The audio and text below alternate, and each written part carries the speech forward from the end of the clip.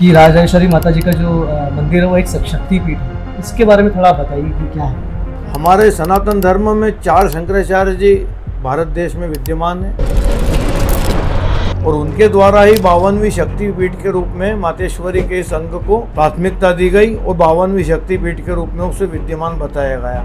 क्या इसका इतिहास रहा है, कहाँ से शुरुआत हुई माता जी के मंदिर निर्माण की? 2 भागों में बना हुआ है। मातेश्वरी की प्रतिमा जहाँ स्थापित है उसे हम गर्भगृह कहते हैं। वो संवत 1060 राजा भोज के कार्यकाल का निर्माण बताया गया। राजेश्वरी माता जी 10 महाविद्याओं में से ही एक है। 10 महाविद्या का अकेला स्वरूप है। 10 महाविद्याएं माँ राजराजेश्वरी के अंदर विद्यमान है। जैसे नवरात्रि होती है, हम लोग तो बचपन से यहाँ पे आ रहे हैं, देख रहे हैं, दिलों में आत्माएं आती हैं। आपको क्या लगता है, मतलब वाकई में आत्माएं आती है, देवी का प्रवाह होता है शक्ति का? अगर किसी ने सर्प को मारा है और वो आरती के समय माँ राजराजेश्वरी के सामने से गुजर रहा है तो उसको निश्चित रूप से मातेश्वरी उसको प्रणाम करने के लिए उस आरती में निश्चित रूप से प्रताड़ित करेगी और वो आकर अपना शीश नवाएगा और माफ़ी मांगेगा कि मुझसे गलती हुई है। भाई साहब, आप क्या मानते हैं कि प्रशासन के कंट्रोल में जो मंदिर रहते हैं वो किस हद तक सही है? पुजारी संघ जो मध्य प्रदेश का है वो वर्षों से यह मांग करता आ रहा है कि जब सर्वधर्म संभाव की बात होती है बिल्कुल, तो सनातन धर्म के साथ ही यह अन्याय क्यों?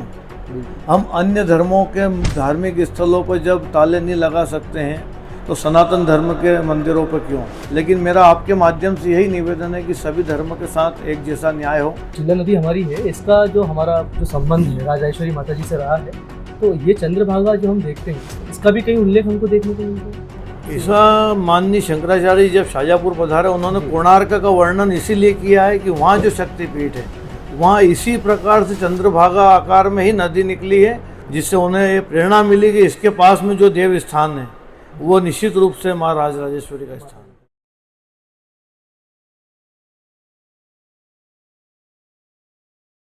नमस्कार मित्रों, स्वागत है आपका हमारे टीवाईपी शो में। और आज हमारा शाजापुर का पहला पॉडकास्ट है और जो कि हमने शुरू किया है राजराजेश्वरी माता जी के प्रांगण से ही।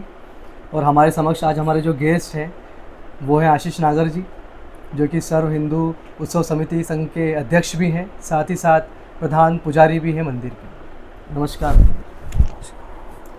सबसे पहले मैं आप सभी को ये बताना चाहता हूँ कि हर शहर की अपनी एक अस्मिता होती है, अपना एक नाम होता है। जैसे उज्जैन जाना जाता है महाकालेश्वर मंदिर के नाम से, उसी प्रकार शाजापुर भी जाना जाता है हमारे राजराजेश्वरी माता जी के नाम से। तो शुरुआत भी हमारी उसी प्रांगण से ही होना चाहिए। तो हमारे कुछ प्रश्न रहेंगे हमारे गेस्ट से, हमारे भाई साहब से, और हम जानेंगे कि क्या रहस्य है राजराजेश्वरी माता जी का और क्या ऐसी अनकही बातें हैं, अनकही कहानियाँ हैं जो अभी तक किसी के समक्ष नहीं आई। भाई साहब, मेरा सबसे पहला प्रश्न आपसे यही रहेगा कि काफ़ी लोग यहाँ पे वीडियो बनाते हैं और हम देखते हैं कि वो शक्तिपीठ बताते हैं कि राजराजेश्वरी माता जी का जो मंदिर है वो एक शक्तिपीठ है। इसके बारे में थोड़ा बताइए कि क्या है। सर्वप्रथम तो आप सभी का स्वागत है माँ राजराजेश्वरी के इस पावन धरा पर। जैसा कि ज्ञात हुआ है और ज्ञात है कि माँ राजराजेश्वरी माता जी 52वीं शक्तिपीठ के रूप में शाजापुर की धरा पर विद्यमान है।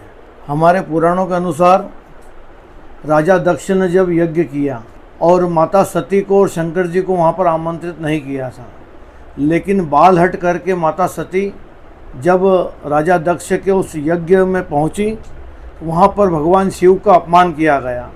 उस अपमान से प्रेरित होकर और घुटन महसूस कर माता सती ने अपने आप को हवन कुंड के सुपुर्द किया। जैसे ही माता सती हवन कुंड में आहूत हुई, समीपी वीरभद्र जी थे जिन्होंने उन्हें हवन कुंड से बाहर निकाला और माता सती के उस अध जले शरीर को भगवान शिव के सुपुर्द किया। भगवान शिव क्रोधित मुद्रा में आकर माता सती के उस शव को लेकर आकाश मार्ग में निकल गए। उनका क्रोध को देखते हुए सभी देवी देवताओं ने भगवान विष्णु से तपस्या की और आग्रह किया कि भगवान शिव का जो क्रोध है उसे कम किया जाए। तो भगवान सुदर्शन चक्र से माता सती के अंग को भंग किया, तो वह अंग 52 जगह गिरे जहाँ जहाँ पर शक्तिपीठ के रूप में विद्यमान हुए। माँ राजराजेश्वरी के गर्भगृह में मातेश्वरी का दाहिना चरण विद्यमान है, जो दर्शनार्थियों के लिए दर्शनार्थी हेतु गर्भगृह में देखा जा सकता है। मतलब 51 शक्तिपीठ की तो बात होती ही है, पर 52वां जो शक्तिपीठ है वो हमारे मतलब राजेश्वरी माता जी का मंदिर ही है। इसका उल्लेख इस प्रकार से हुआ कि 51 शक्तिपीठ को हम ओपन बोलते हैं कि जो कि सर्वमान्य है, विदित है। बिल्कुल 52वीं शक्तिपीठ को गुप्त रखा गया था। गुप्त इसलिए रखा गया था कि कहीं उसके चिन्ह या निशान उपलब्ध नहीं हो पाए थे। जब आक्रांताओं ने आक्रमण किया, जब हमारे सनातन धर्म के मंदिरों को लिपना, छापना और रेती चूने से भी उनको ढकना का प्रयास किया गया था, इस कारण से 52वीं शक्तिपीठ नहीं मिल रही थी। हमारे सनातन धर्म में 4 शंकराचार्य जी भारत देश में विद्यमान हैं।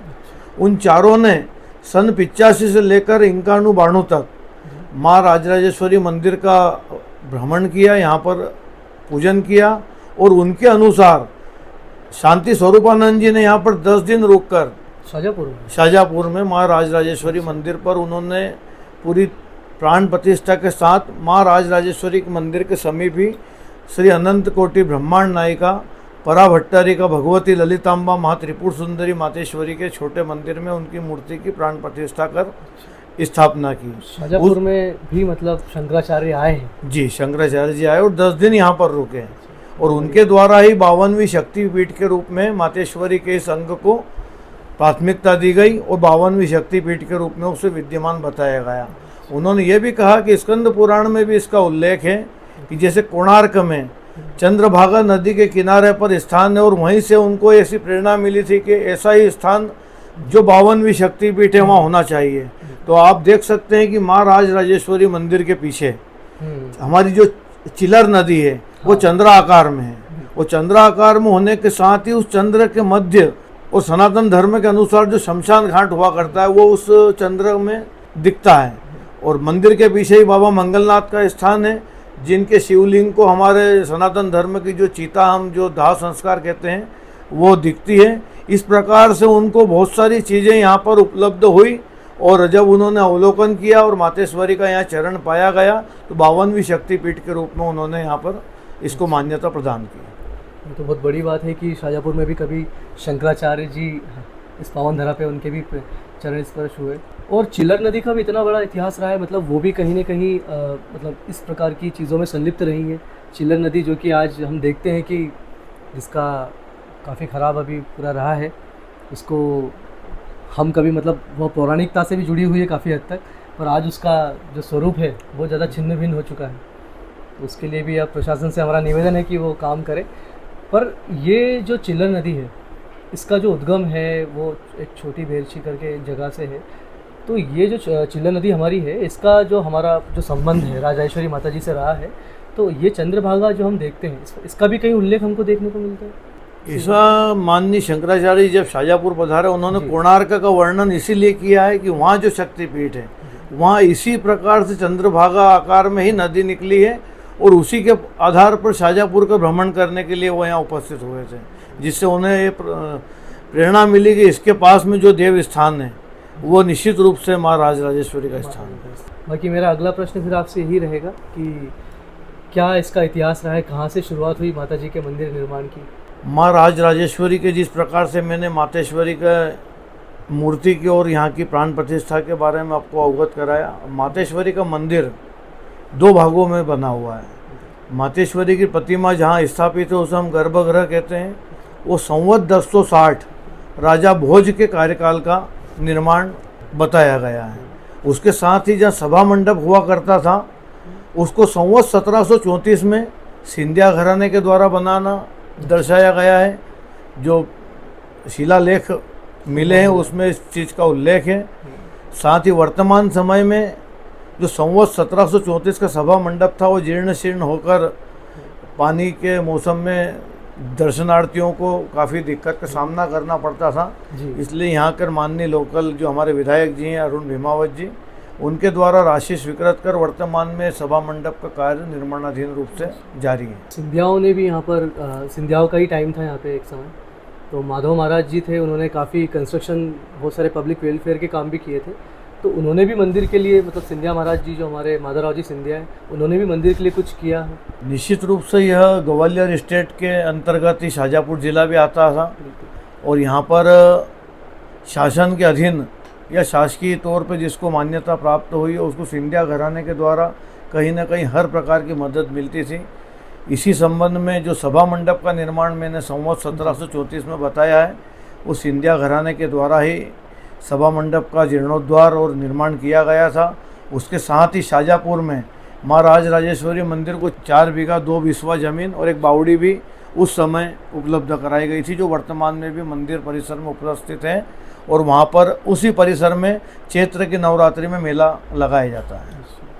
बावड़ी से मेरा एक प्रश्न आता है, एक बावड़ी हम देखते हैं कि बस स्टैंड के पास में ही है, एक मस्जिद है उसके पास में ही है, वो बावड़ी का कैसा क्या है उसके बारे में? वह बावड़ी अपने अस्तित्व के रूप में जो बताते हैं कि 1000 वर्ष पुराने स्थान है वो, जहाँ पर राजा महाराजाओं के जब अस्तबल हुआ करते थे जी, और यहाँ रुकते थे, तो उनके लिए पानी की व्यवस्था उसी बावड़ी के माध्यम से की जाती थी। ऐसा इतिहास उस बावड़ी का रहा है। मतलब हो सकता है कि उस बावड़ी के पास में अस्तबल भी रहा हो मेरी। बिल्कुल, उसके आसपास घोड़े बनने की व्यवस्था भी हुआ करती है, राजाओं के कमरे भी उसमें हुआ करते थे।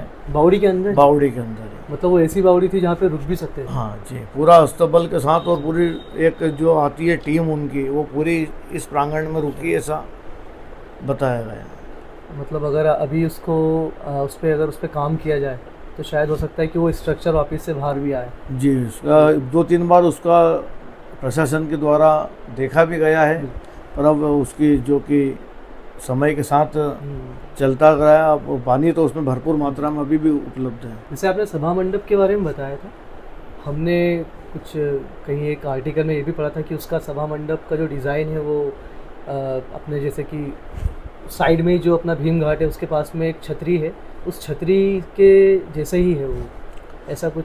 शाजापुर माँ राज राजेश्वरी के जी। मंदिर के पास में एक भीम घाट का स्थान है, जी, जहाँ पर सिंधिया घराने की जो एक लेडी थी जिनका नाम था श्रीमती तारा देवी, जी, उनकी समाधि यहाँ पर हाँ। उपस्थित है।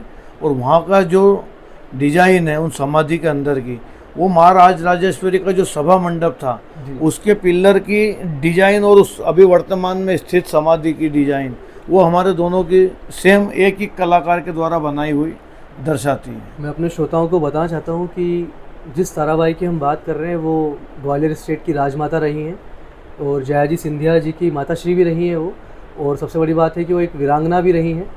1843 का वो टाइम था और उससे संबंधित ये कहानी है जो हर शाजापुर वासियों को जानना ज़रूरी है कि वो जो समाधि है वो एक राजमाता की है और उससे संबंधित ही जो डिज़ाइन है वो हमारे राजेश्वरी माता मंदिर की डिज़ाइन बिल्कुल सेम है। हम आगे बढ़ते हैं भाई साहब, जैसे कि हम देखते हैं कि राजेश्वरी माता जी का मंदिर है, अभी गुप्त नवरात्रि भी है, तो गुप्त नवरात्रि में कुछ क्या कैसी पूजन होती है या फिर वैसे ही सब कुछ रहता है, कुछ अनुष्ठान टाइप से होता होगा ऐसा कुछ? माँ राज राजेश्वरी के यहाँ वर्ष में 4 नवरात्रि मनाई जाती है। 2 नवरात्रि है जो दर्शनार्थियों को जानकारी में है, कुंवार की नवरात्रि और एक हमारी चैत्र की नवरात्रि।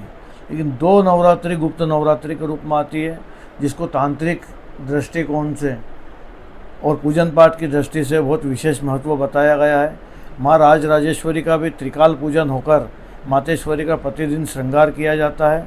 साथ ही दर्शनार्थियों के लिए हवन पाठ पूजन और माता जी के गर्भगृह में दुर्गा सप्तशती का पाठ का प्रतिदिन पाठ कर और श्री सूक्त का हवन किया जाता है। हम जब राज राजेश्वरी माता जी की बात करते हैं, कई स्थानों पे हमें उनका उल्लेख भी मिलता है, तो अगर हम उनके स्वरूप की बात करें तो क्या स्वरूप है उनका, राज राजेश्वरी माता जी? चारों धाम के तीर्थयात्री शाजापुर में आकर कहीं ना कहीं विश्राम करते हैं जी, और ऐसा प्रतीत होता है कि जो उनके नाम में छुपा हुआ है महात्रिपुर सुंदरी, जी, इतनी सुंदर प्रतिमा शायद मैंने तो नहीं देखी है। लेकिन मातेश्वरी का जो स्वरूप है वह 3 रूप में अपना स्वरूप यहाँ चेंज करते हैं।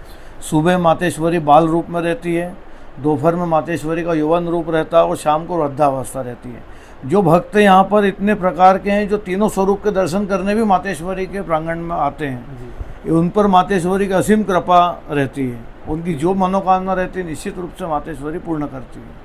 जब हमने भक्तों की बात कही दी है तो हम ये ज़रूर जानना चाहेंगे कि कुछ ऐसी बात, कुछ ऐसे रहस्य, कुछ ऐसा चमत्कार जो आपके अभी जानिब में हो, कि कुछ ऐसी कहानी किसी के प्रति कि कुछ उसको अच्छा फ़ायदा भी हुआ हो या कुछ ऐसा चमत्कार से ही हुआ हो। अनेकों चमत्कार मातेश्वरी के सामने देखने को मिले हैं और जिसके कारण ही यहाँ पर हजारों की संख्या में भक्त आकर अपना शीश नवाते हैं और अपनी मनोकामनाएं मातेश्वरी के समक्ष रखते हैं। और निश्चित रूप से जैसा कहा गया है कि माता कभी कुमाता नहीं होती, इसीलिए मातेश्वरी ने सदैव अपने भक्त पर कृपा कर उनकी सभी मनोकामनाएं पूर्ण की है। एक उदाहरण नहीं, मैं हजारों उदाहरण यहाँ पर दे सकता हूँ, लेकिन एक समय का वाक़या है। एक हमारा भक्त हैं शाहजहाँपुर के, उनके पिताजी आकर के मंदिर में बैठे, दादाजी हमारे पूजन पाठ में लिप्त थे। न पर आज सेठ थे यहाँ के, बोले साहब क्यों आप आज इतने विघ्न में हैं?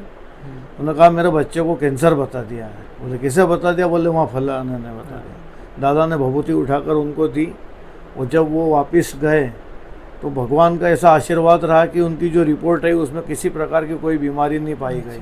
उसके बाद उन्होंने मंदिर के भी जीर्णोद्धार का कार्य कराया, टाइल्स उनके द्वारा लगाई गई, मंदिर के अंदर गर्भगृह में कांच भी लगाए गए। ऐसा बस भक्तों के द्वारा ही मंदिर पर निर्माण कार्य किए गए। गिरीश जी राठौर जी भी हैं, उनसे भी हमने संपर्क करा था जब हम खोजबीन कर रहे थे, मंदिर के बारे में रिसर्च कर रहे थे, तो उनसे रिलेटेड भी अगर आपको पता हो कुछ। गिरिजेश जी राठौर शाहजहाँपुर की प्रतिमा के रूप में आज इंदौर में अपना नाम स्थापित कर चुके हैं जी। और माँ राज राजेश्वरी में अटूट आस्था उनकी रहती है। वो वर्ष में, महीने में और एक भी नवरात्रि ऐसी नहीं गई जब वो मातेश्वरी के दर्शन करने आज भी नहीं आते हैं। जब वो कॉलेज के समय अपने छात्र जीवन में शाहजहाँपुर में निवास करते थे तो माता जी के यहाँ प्रतिदिन लगभग 2 से 3 घंटे आकर अपना समय व्यतीत करते थे। मातेश्वरी के इस अटूट आस्था के कारण ही आज उन्होंने ऐसा स्थान पाया है जिसको वो पूर्ण रूप से माता जी को समर्पित करते हैं और आज भी उनकी अटूट आस्था इसी में विश्वास करती है। पूरा परिवार आकर शीश नवाता है और अपने कार्य में लगे हुए हैं। हाँ, हमने भी जब थोड़ा सा उनके बारे में रिसर्च की तो हमने ये भी पाया कि उनका घर जो इंदौर में है वहाँ पे उन्होंने माता जी के ही स्वरूप में एक मंदिर स्थापित कर रखा है। और उन्होंने ये भी बताया हमको कि हर नवमी जो होती है, मतलब दशहरे के बाद वाली जो पहले वाली जो नवमी होती है, उस नवमी को वो आते हैं मंदिर में, आशीर्वाद लेते हैं, दर्शन करते हैं। उसके बाद वो वहाँ पे जब आरती होती है सुबह 5 बजे और जब तक वो ख़त्म होती है उसके आगे तक 5-6 घंटे तक वो पूरे तो वहाँ पे मिठाइयों का वितरण करते हैं। ये वाली बात हमें मालूम पड़ी थी अभी। काफ़ी लंबे समय से भाई साहब शाहजहाँपुर जब आते हैं और माता जी को श्रृंगार भी उनके द्वारा ही रहता है नवमी का। अच्छा। उसके साथ ही लगभग 6 से 7 घंटे तक मिठाई का वितरण उनके द्वारा प्रतिवर्ष नवमी पे किया जाता है। बोले मेरा पूरा परिवार ही उसमें, पूरा परिवार साथ आकर और माता जी का शेष नवाते हैं। बिल्कुल। भाई साहब मुझे आप ये बताइए, जैसे हम सभी को विदित है कि शाहजहाँपुर में मंदिर है, शासन के कंट्रोल में भी है, तो आपका यहाँ पर कैसे यहाँ आना हुआ? जैसे रोडवाल जो समाज है उनका अधिपति था एक समय पे, फिर उसके बाद आपका यहाँ पे आना हुआ, ये वाली कहानी आप थोड़ा सा इस पर प्रकाश डालिए। रोडवाल ब्राह्मण समाज शाहजहाँपुर में निवासरत हैं जी। वो अपनी कुल देवी के रूप में माँ राज राजेश्वरी को पूजते हैं और उनके ही द्वारा मेरे दादाजी को पंडित हरिशंकर जी नागर को शाहजहाँपुर श्री हरिनारायण जी दवे साहब थे यहाँ रोडवाल ब्राह्मण समाज के अध्यक्ष, उनके द्वारा दादाजी मेरे कथावाचक थे और लगभग पूरे प्रदेश में उनका नाम था। उनको गंधर्वपुरी जिला देवास के रहने वाले थे, वहाँ से ला कर के यहाँ पूजन पाठ के लिए लाया गया। जब नाथ संप्रदाय के व्यक्ति के द्वारा मातेश्वरी की पूजन अर्चन की जाती थी और जब दादाजी को यहाँ पर लाया गया उस समय मातेश्वरी के यहाँ बलि का भी प्रावधान था। अच्छा। शराब भी यहाँ पे परोसी जाती थी, लेकिन दादाजी के आने के पश्चात इन दोनों चीज़ों पर रोक लगाई गई। साथ ही किसी भी प्रकार के चंदे इस मंदिर के नाम से नहीं किए जाते हैं। इसका विशेष बोर्ड लगाकर बरसों तक इस पर अमल किया गया। तो भाई साहब हटाना मतलब ज़रूरी था क्या? जैसे एक होता है कि हर जगह की एक विधि होती है, अगर वहाँ पे तामसिक क्रिया अगर चल रही है, मदिरा चढ़ावा या फिर बलि प्रथा या फिर जिस प्रकार का भी वहाँ पे तंत्र, तो उसको हटाया क्यों गया? मतलब उसका क्या आवश्यकता पड़ी? सनातन धर्म की मान्यता है कि सभी देवी के स्वरूप अलग अलग है। बिल्कुल। माँ राज राजेश्वरी सौम्य रूप में अपने भक्तों को दर्शन देती है। यहाँ कतई भी प्रकार से इस प्रकार की हम कल्पना नहीं कर सकते कि भगवान को इस प्रकार का कोई भोग लगता है या लगाना चाहिए। राजेश्वरी माता जी 10 महाविद्याओं में से है क्या? 10 महाविद्या का अकेला स्वरूप है। अकेला स्वरूप है। 10 महाविद्याएं माँ राज राजेश्वरी के अंदर विद्यमान है और उन्हीं का स्वरूप माँ राज राजेश्वरी के रूप में कहलाता है। तो जब जैसे रोडवाल ब्राह्मण समाज के बाद फिर आपका जब यहाँ पे आना हुआ और उसके बाद फिर आपका यहाँ पे बिल्कुल स्थापित रहना। सन 66 में दादाजी ने जब मंदिर का कार्यभार ग्रहण किया और यहाँ बियाबान जंगल हुआ करता था, उसके भी अलग अलग प्रकार की कहानियाँ यहाँ पर है और यहाँ के जो वरिष्ठ लोग अभी वर्तमान में उस उम्र के हैं उनको भी ज्ञात है। शेर की कहानी भी है। हाँ, उसमें शेर की कहानी ये है कि जब दादाजी हवन कर रहे थे, पूजन पाठ में लिप्त थे, और जहाँ पर शेर की प्रतिमा है सभा मंडप में, वहाँ हवन कुंड हुआ करता था। उस हवन कुंड के वहाँ आकर सिंह ने अपने दोनों पैर रखे और बैठ गया। दादाजी ने मातेश्वरी के सामने उनसे अनुरोध किया कि मैं प्रभु समझ सकता हूँ कि भगवान शिव के सामने नंदीगण है, इसे मातेश्वरी के सामने आपकी सवारी होना अनिवार्य है, अभी आप यहाँ प्रस्थान करो, मातेश्वरी का आदेश होगा तो हम निश्चित रूप से आपकी प्रतिमा यहाँ स्थापित की जाएगी। वो सिंह जब सभा मंडप से उठकर एबी रोड पे गए, जब हमारा नेशनल हाईवे क्रमांक 3 हुआ करता था, और डॉक्टर जोशी एक कैंप लगाकर लौट रहे थे, शाम का वक्त था, उसने उन गाड़ी पर जाकर सिंह ने अपने पंजे रख दिए। उसमें जो 7-8 डॉक्टर थे पूरी टीम के साथ, सभी ने अपने प्राण बचाने की मतलब रुके वो और अपने दूसरे रास्ते से गंतव्य तक पहुँचे, और अगले दिन आकर उन सभी ने अपना 1-1 माह का वेतन मंदिर में दान किया, जिससे सिंह प्रतिमा स्थापित हो सकी। शाहजहाँपुर में उस समय भी शेर हुआ करते थे। शाहजहाँपुर का इतिहास रहा है कि यहाँ पर जंगलों में 5 बजे के बाद इस क्षेत्र में कोई मनुष्य नहीं आता था। बियाबान जंगल ही था उस समय। जी बिल्कुल। जैसे कि आप बता रहे थे, मैंने आपको बीच में भी दूसरी बात की तरफ लाइन अप कर दिया था। उसके बाद क्या हुआ था जब आपके दादाजी यहाँ पे आ चुके थे? यहाँ पर जब 66 में हम यहाँ स्थापित हुए, उसके बाद यहाँ पूजन पाठ, मातेश्वरी का श्रृंगार और आराधना प्रारंभ की, जनता का और दर्शनार्थियों का पूर्ण सहयोग हमें प्राप्त हुआ। आरती मंडल की स्थापना हुई और प्रतिदिन आरतियाँ, और जिस प्रकार से लोगों का आना जाना यहाँ प्रारंभ हुआ, तो निश्चित रूप से यहाँ पर प्रांगण की रौनक बढ़ी। यहाँ पर आवाजाही से मातेश्वरी के यहाँ लोगों के आस्था में भी दिनों दिन प्रगति होती रही। और यहाँ पर एक मंदिर के बाहर, जिसको हम अभी वर्तमान में शिव, सती और पूरे परिवार का स्थान मानकर पूजा करते हैं, वहाँ पर जब आक्रांताओं ने आक्रमण किया था, तो उस समय के तत्कालीन हमारे जो भी हिंदू समाज के सदस्य यहाँ रहे हों, उन्होंने अपनी अस्मिता को और अपने इस धरोहर को बचाने के लिए ईंट, गेती और रेती और चूने से इसको छाप दिया गया था। और उसी प्रतिमा को यहाँ पर शनि महाराज करके पूजा जाता था। अच्छा। तो यहाँ हरायपुरा स्थित एक हमारे सेठ थे, पुरुषोत्तम जी गुप्ता, उनको किसी तांत्रिक या किसी ज्योतिषी ने बताया कि सेठ आपके ऊपर शनि का प्रकोप, आप कहीं अच्छी जगह जाकर अपना शनि का दान कराएं, शनि का पूजन करें, जिससे आप, तो वो दादाजी के पास आए, दादाजी से बात की कि मुझे शनि महाराज का पूजन करना है। शुक्रवार था, तो दादाजी ने सहज रूप से कह दिया कि सेठ कल पधारो, आपका कल पूजन कराते हैं।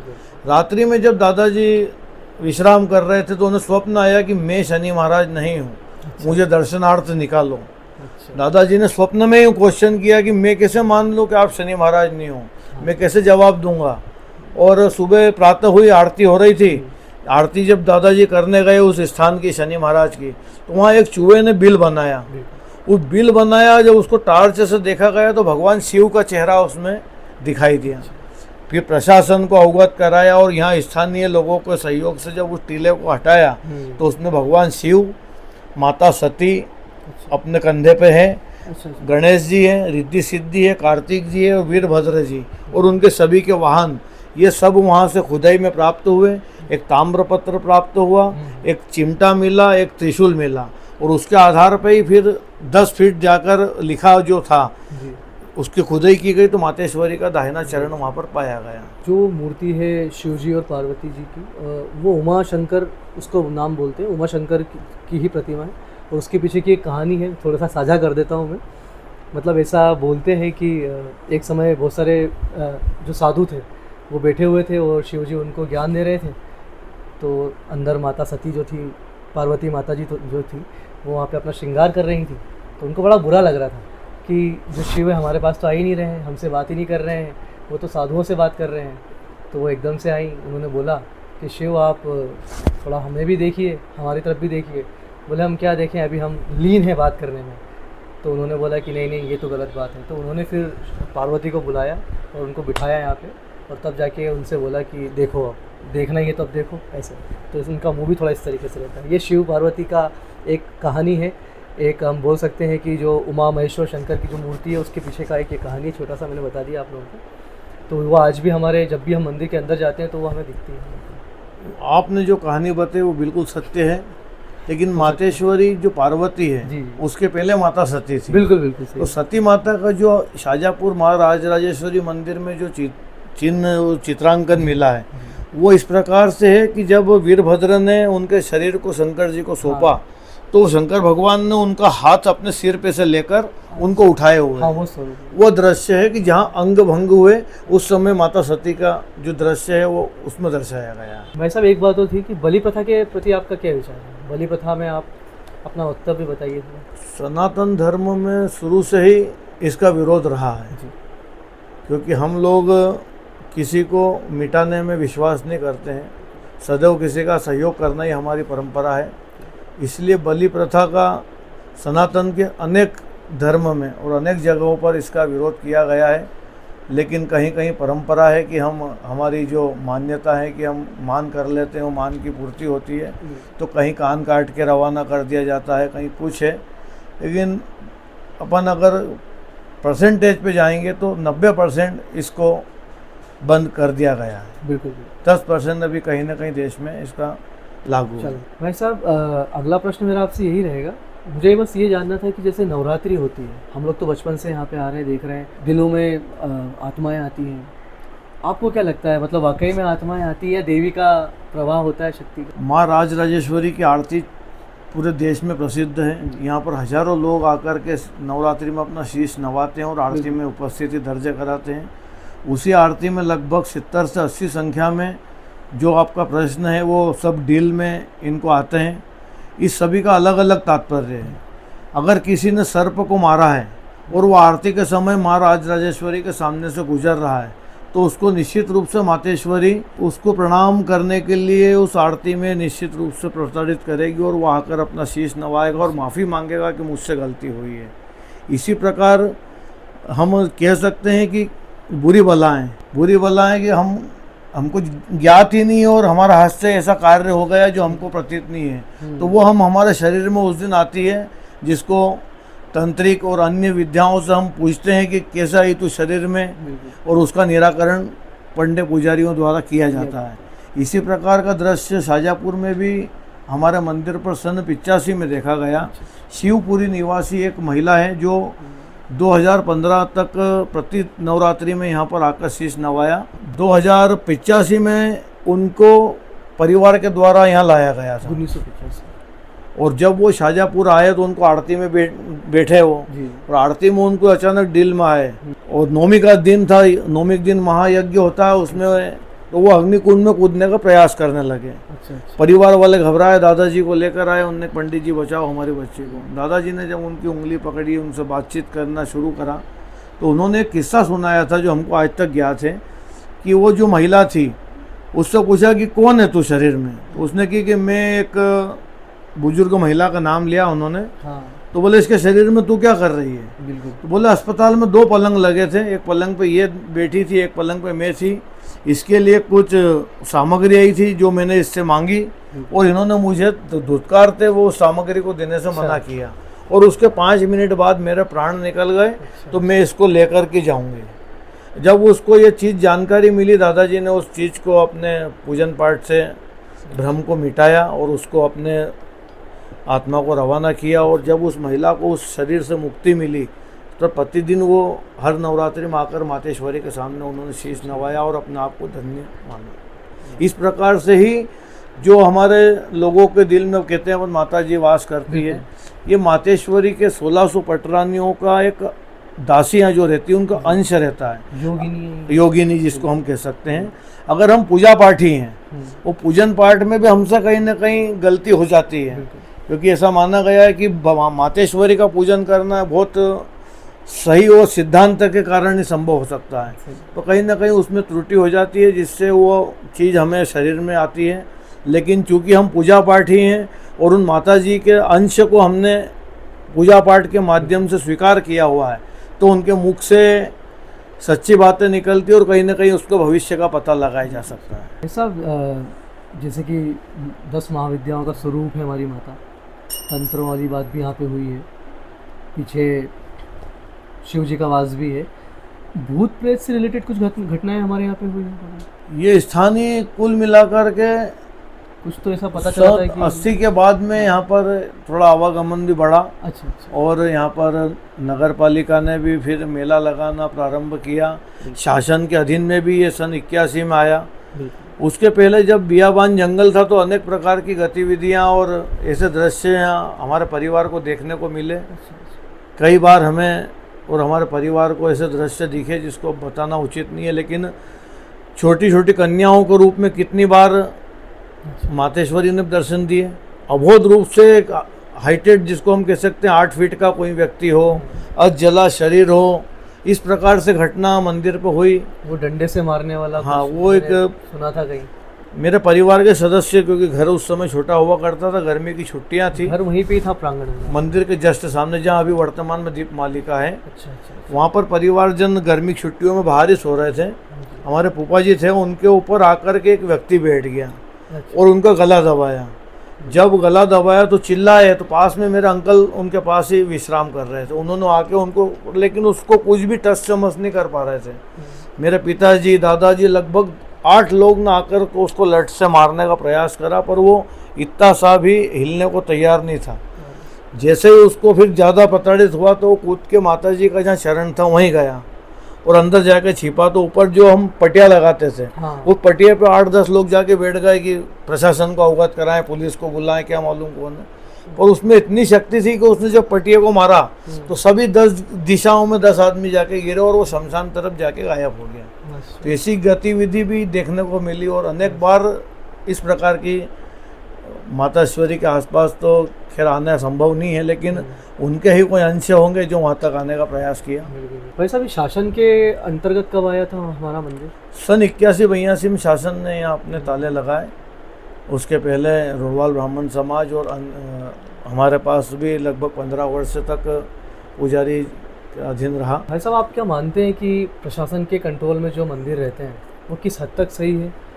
क्या आपको नहीं लगता है कि वो प्रशासन से मंदिर मतलब छूटना चाहिए? उनके पुजारी संघ जो मध्य प्रदेश का है वो वर्षों से यह मांग करता आ रहा है कि जब सर्वधर्म संभाव की बात होती है बिल्कुल तो सनातन धर्म के साथ ही यह अन्याय क्यों? हम अन्य धर्मों के धार्मिक स्थलों पर जब ताले नहीं लगा सकते हैं तो सनातन धर्म के मंदिरों पर क्यों? लेकिन वर्तमान युग है, शासन भी अपनी मदद करता ही है और उनके कार्यों से निर्माण कार्य भी एजेंसियां जो है वो कार्य करती है। लेकिन मेरा आपके माध्यम से यही निवेदन है कि सभी धर्म के साथ एक जैसा न्याय हो। अगर सनातन धर्म के साथ अगर ये चल रहा है तो सभी के साथ होना चाहिए, और प्रशासन का अगर हस्तक्षेप रहेगा तो दूसरी चीज़ें नहीं होती है, उसका एक फ़ायदा रहता है। अगर व्यक्ति विशेष का रहा तो कहीं ना कहीं उसमें दुर्भावना भी आती है, व्यक्ति के मन में प्रलोभन भी बढ़ता है। लेकिन जब शासन के पास रहती है कोई चीज़ें तो उसमें ये सब चीज़ें होना एक इम्पॉसिबल है। भाई साहब, मेरा अगला प्रश्न आपसे यही है कि जैसे हम लोग अभी देख रहे हैं कि मंदिर में निर्माण कार्य चालू है, प्रारंभ भी है, चल ही रहा है, तो वो किस मत से हो रहा है उसके बारे में जानकारी की, कितना क्या चढ़ावा आ रहा है उसके लिए, कितना मतलब पूरा बजट बन रहा है उसका, उसके बारे में आप थोड़ा बताइए। माँ राजराजेश्वरी मंदिर में यूँ तो भक्तों के द्वारा ही हमेशा मंदिर के निर्माण कार्यों में सहयोग किया गया, लेकिन तत्कालीन मुख्यमंत्री के द्वारा 4 करोड़ की घोषणा मंदिर के लिए मंदिर परिसर के लिए की गई थी, जिसमें 2 करोड़ 65 लाख की एक किस्त यहाँ पर आ चुकी थी पिछले वर्ष। उसमें मंदिर परिसर का जो जहाँ मेला लगता है वहाँ सीमेंट कंक्रीट किया गया, साथ ही बाउंड्री वॉल का निर्माण किया गया।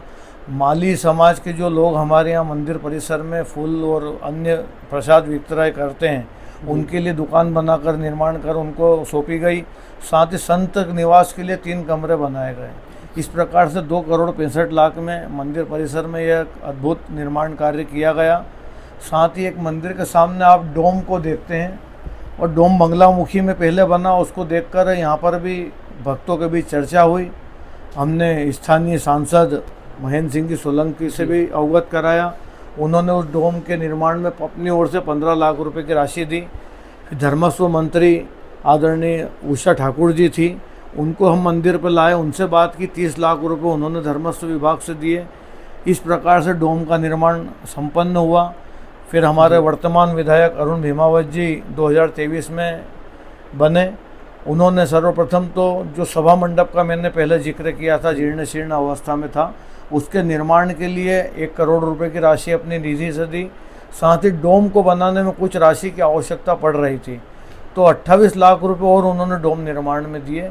इस प्रकार से 5 करोड़ 3 लाख रुपए के निर्माण कार्य वर्तमान में मंदिर परिसर में किए जा चुके हैं और आने वाले समय में और भी उसको भव्यता प्रदान होगी, दर्शनार्थियों को आने वाले समय में सुविधाओं का लाभ मिल सके, और इस प्रकार से हर प्रकार से उस पर ध्यान दिया जा रहा है और शासन प्रशासन का सहयोग पूर्ण रूप से मंदिर को प्राप्त हो रहा है। ये एक अच्छी बात है कि कम से कम इस प्लेटफॉर्म के माध्यम से लोगों को पता चलेगा कि किस प्रकार से शासन काम कर रहा है और कितना जो बजट आया है वो किस हिसाब से कहाँ कहाँ लगा हुआ है। भाई साहब, मेरा अगला प्रश्न आपसे ये रहेगा, जैसे कि हमने सुना था कि कुछ किस्से हैं यहाँ के अंग्रेज़ों के समय के, ब्रिटिश काल में भी कुछ यहाँ पे गतिविधियाँ हुई थी, कुछ एक कांड टाइप से हुआ था, उसके बारे में कुछ अवैध चीज़ थी जिसको हटाया गया, ऐसा कुछ? जैसा कि मैंने आपको पहले भी बताया था कि आक्रांताओं ने हमेशा सनातन धर्म को ही निशाना बनाया था।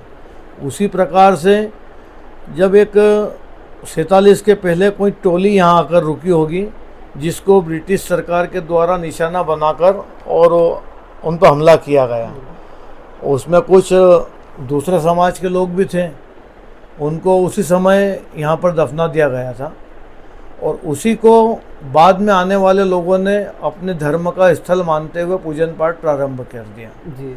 जिसको मेरे दादाजी के आने के पश्चात नगर के वरिष्ठजन और संभ्रांत नागरिकों से चर्चा उपरांत शासन प्रशासन के ध्यान में लाकर के उस स्थान को हटाया गया, जिसके बाद से इस प्रकार का कोई कृत्य मंदिर परिसर में नहीं किया गया और यहाँ पर मंदिर परिसर पूर्ण रूप से स्वच्छता के साथ मातेश्वरी की आराधना करने के लिए तैयार है। भाई साहब, जैसे कि आप काफ़ी टाइम से वहाँ पे पूजन कर रहे हैं, आपकी क्या अनुभूति रही, आपको क्या प्रेरणा मिली, आपके अनुभव साझा कीजिए। जिस प्रकार से हम मंदिर में रहते हैं, अन्य अन्य भक्त आते हैं, अपनी मनोकामनाएं मातेश्वरी को भी बताते हैं और हमको भी बताते हैं। उल्टे साथिया वाली बात भी आप इसमें। इस प्रकार से ही यही है कि जब कोई विवाहित दंपत्ति मंदिर आते हैं और उनको किसी कारणवश अपने दाम्पत्य सुख में कहीं ना कहीं कमी दिखाई देती है, तो मातेश्वरी के यहाँ गोद भराई जाती है। गोद भरने के उपरांत उस दंपत्ति से मातेश्वरी की परिक्रमा मार्ग पर गोबर से एक उल्टा साथिया का निर्माण किया जाता है। तत्पश्चात उनको जब खुशी और प्रसन्नता प्राप्त होती है, तब वही दंपत्ति आकर उस उल्टे साथिया को सीधा करती है और सीधा करने के बाद मातेश्वरी को धन्यवाद ज्ञापित कर कर अपनी मनोकामनाएं पूर्ण करती है। और इस प्रकार से यह तो एक आम श्रद्धालु और आम नागरिकों के लिए है। अच्छा। हमारे परिवार के लिए भी अनेकों बार संकट स्थिति पैदा हुई, लेकिन मातेश्वरी ने जिस प्रकार से हम कह सकते हैं, दुर्गा सप्तशती में एक मंत्र है, पहला ही मंत्र है, या श्री स्वयं सुकृति नाव भवनेश लक्ष्मी पापात नमाम कृत धियाम हृदय से बुद्धि। पापी की बुद्धि अगर भ्रष्ट हो जाए तो मंदिर के सामने से निकल जाएगा, अंदर दर्शन करने नहीं आ सकता, क्योंकि उसको मातेश्वरी का आदेश नहीं है। और जिस पे मातेश्वरी कृपा करती है उसके लिए मंत्र है, अग्नि नाम दय्य मानस्तु शत्रु मध्य गतोरणे विश्व में दुर्गमे छे भयार्ता शरणांगता। जिस पे मातेश्वरी प्रसन्न, उसको अगर मारने के लिए दुश्मन अग्नि का पहाड़ लगा दे और भक्त अगर जाएगा तो उसको फूल जैसा निकाल लेंगे। इस प्रकार से मातेश्वरी में जिसने आस्था से और श्रद्धा से अपना शीश नवाया है, उसके परिवार की, उसके कुटुंब की और उस पर आने वाली समस्त प्रकार की विपत्तियों को मातेश्वरी समूल नष्ट कर उस पर आशीर्वाद प्रदान करती है, जिसका उदाहरण हम स्वयं भी है और हमने हजारों श्रद्धालुओं को इस प्रकार से शीश नवाते हुए देखा है। वो जो मंदिर के पीछे उल्टा साथिया, उसकी जो कहानी आज मुझे मालूम पड़ी, हम तो बचपन से देखते आ रहे हैं, पर आज हमें समझ में आया कि वो असल में उसके पीछे के रीजंस क्या है। हमें लगता था कि शायद कोई बना के चले जाता होगा या फिर पंडित जी बना देते होंगे, बाकी ठीक है, ये तो अच्छा ही है, कुछ नया चीज़ हमें आज मालूम पड़ा। बिल्कुल, मेरा आपके माध्यम से भी यही कहना है कि माँ राज राजेश्वरी ने जिस प्रकार से हजारों श्रद्धालुओं की मनोकामनाएं पूर्ण की, आज आप लोगों ने भी यहाँ विशेष रूप से धरा को और अच्छा प्रस्तुतिकरण करने के लिए यहाँ पधारे। आप सभी का मैं इस मातेश्वरी के प्रांगण में सभी को स्वागत करता हूँ, वंदन करता हूँ। भविष्य में मातेश्वरी की कृपा आप सभी पर बनी रहे। इसी के साथ जय माता दी, जय श्री राम। जिस प्रकार से आज हमारी वार्तालाप, हमारा संवाद भाई साहब से हुआ, बहुत सारी नई चीज़ें आप लोगों को पता होंगी और हम सब लोगों का एक प्रकार से हम कह सकते हैं कि हमारा कर्तव्य भी बनता है कि हम जानें, हमारे शहर को जानें, हमारे शहर की जो धरोहर है उसको जानें। तो उसी के माध्यम से आज हम इस उपरांत बैठे हुए थे और आई होप कि आप लोगों को काफ़ी अच्छा लगेगा ये संवाद। धन्यवाद।